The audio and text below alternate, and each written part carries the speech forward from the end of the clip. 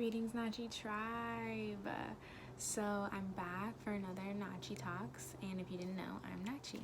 So in these Nachi Talks, I'm doing a lot of videos about different natural remedies, about different lifestyle things, natural cosmetics, and just overall natural living and how I live my life, and bringing information and knowledge to you so that you can learn more and we can go on this natural journey together.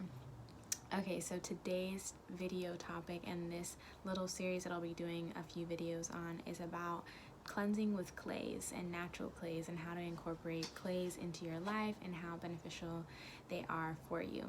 So just off the top, we're going to talk about one clay today, but I'll give some information in the beginning, which will probably be in the beginning of all of the videos, regarding just some history facts, some essence about clay, and other things like that. And if I do look at my notes, because I took a lot of notes, okay? And I'm still getting better at this, and I'm not the best at editing videos, so all my little bloops or blips or looking at my notes are going to be in there, because I'm just very authentic and real, and yeah, that's how it goes. Yeah, and you might hear my dog who's stretching, of course, and waking up, or may bark or something. So yeah, let's just do this and get into it. Hope you guys are having a beautiful day.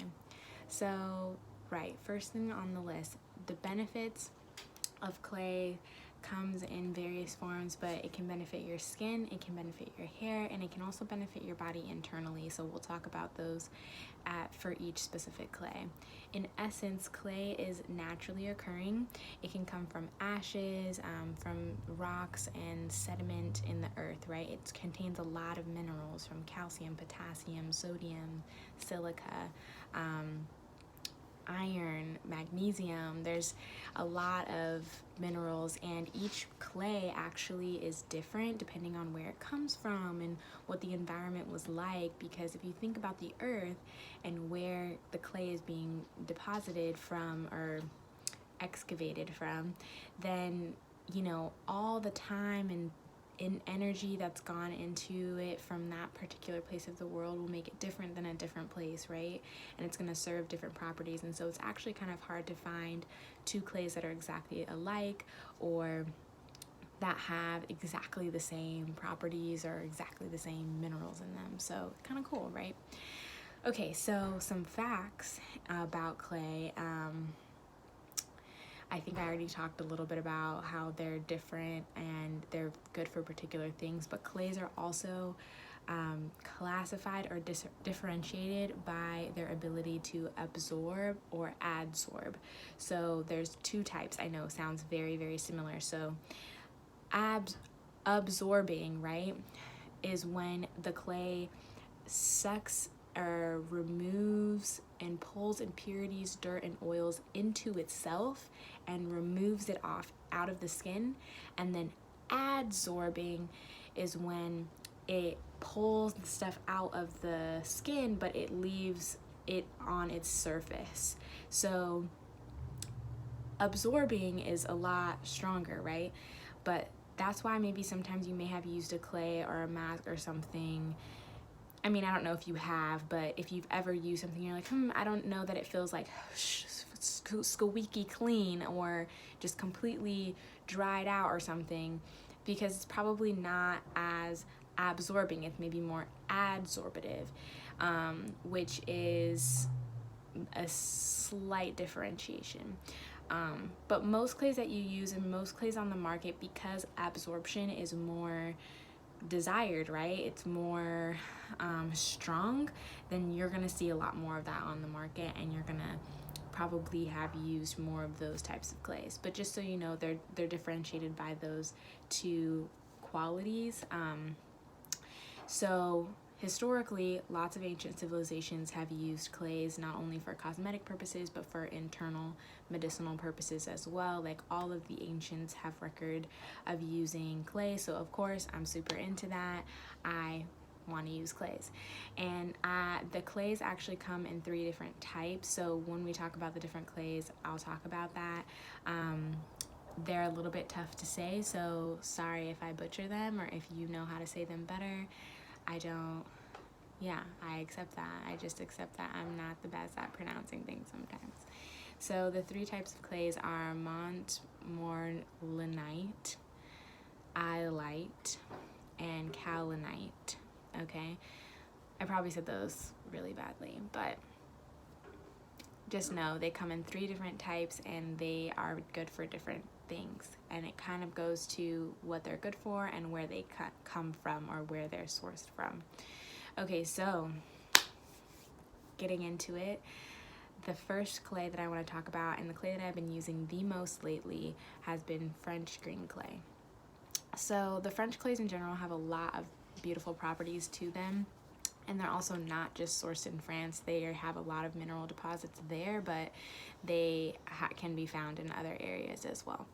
So they attract oil and bacteria to them and impurities to them, and they eliminate them and leave the skin really cleansed and clarified. They're actually very strong. The French green clay is very strong.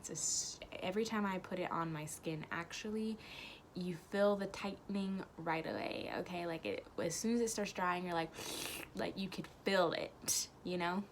Where if you've used some other clays, which we'll talk about in other videos, but in comparison, like a kaolin clay, like a rose or a white kaolin clay, are very soft. They're very fine, soft powders, and they do not absorb as much. They don't pull as much. It's like I could leave that. I've fallen asleep with a rose clay mask on my face, where with the French green clay, it's like almost, maybe because I like to have the strength of it, you can dilute it a little bit, but it's like it's almost, you have to take it off, you know what I mean? Like, it's that strong.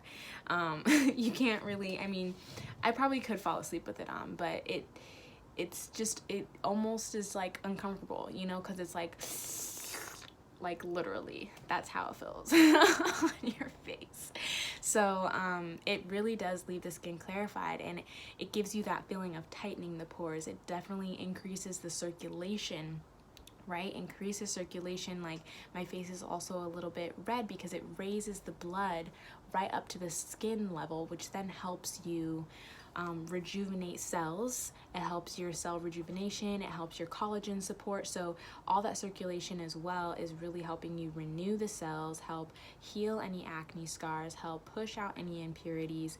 And that is the really beautiful part of that strength, right? Because it's really just renewing our skin. I would say this is a great #1 anti-aging clay. Okay, there's other clays, but for me right now, I love this clay. I'm using it almost every other day. What else am I using it for? Oh, also using it on the hair, which is gonna help strip out any dry flakiness. If you have any dandruff, it's gonna strip that out. It's gonna absorb any excess oil, and then the circulation and stimulation helps your hair growth. So amazing, right? Just great. And guess what? You can also use it medicinally. So I haven't delved that deep into the medicinal internal effects, but I'm going to start incorporating this into my routine as well. And because I want all the benefits, right? So medicinally, it's an antiseptic and analgesic, which is a pain relief, right, through anti-inflammatory, and it helps your circulation, like I said, so it'll do that internally as well. And that binding agent, how it binds to impurities, it will do that internally as well, help rid your body of parasites, help rid your body of toxins, impurities. It can also pull out heavy metals from your body. So if you have a lot of mercury or aluminum in your system, it'll help pull that out of your body, right, and eliminate that. It also has been proven to help with ulcers and reducing ulcers and things like that. So really, really, really amazing health benefits of this. So when you want to take it internally, the advice I've seen and what I'm going to personally do, and I will update you on how this goes in other videos, is take a teaspoon and put it in water, an 8 ounce. I would suggest more water, because anytime a clay is in there, it's gonna be sucking, right? You wanna make sure you stay hydrated, otherwise it can actually have a negative effect on your body. And we'll talk about that with activated charcoal, another video.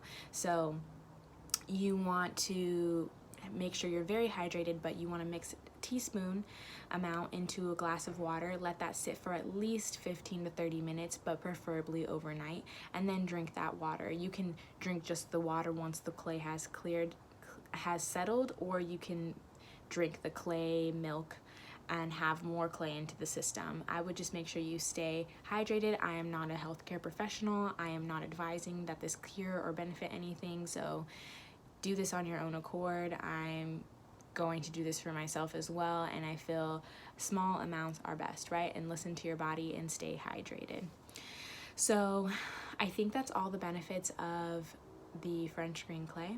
I was checking my notes, and yeah, I went through everything for the French green clay, and I really hope that you enjoyed this video and you take a chance to use French green clay as well. I've already seen amazing benefits for my skin, amazing benefits for my hair, and now I'm going to incorporate that as well internally, and I'll keep you guys updated on that. Please like, share, subscribe to this video. I hope you enjoyed this Nachi talk, and you stay tuned for more coming up. All right, have a beautiful, blessed week. I love y'all.